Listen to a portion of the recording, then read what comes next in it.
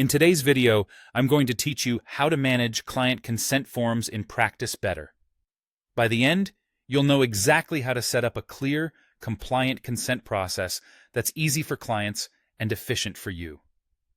To get started, head to My Practice, then open Forms and Waivers. This is your central hub for anything related to client forms, including consent documents. Think of it as your library, where you'll create, organize, and maintain all the paperwork your practice relies on. Next, select Create Form. Practice Better gives you 4 flexible ways to begin. If you want full control over every detail, start from scratch. If you prefer a head start, choose a pre-built template you can customize.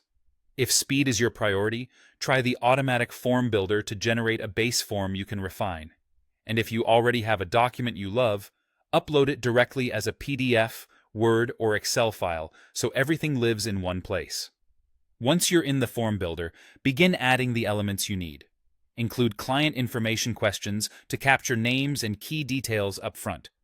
Mix in yes or no questions for quick confirmations and use multiple choice to keep responses consistent. Add text fields for any information that needs a bit more explanation from your clients. Keep your language simple and specific, so clients know exactly what you're asking. For consent forms, clarity is everything. Insert a text block to present your consent statement in plain language.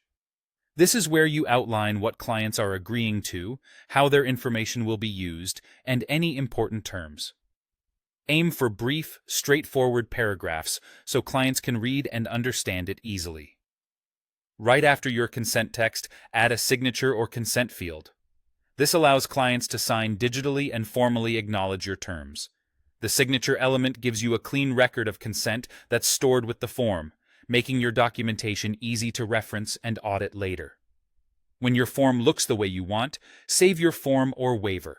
As you save, choose a clear, descriptive name and consider noting a version date so you can keep track of updates over time.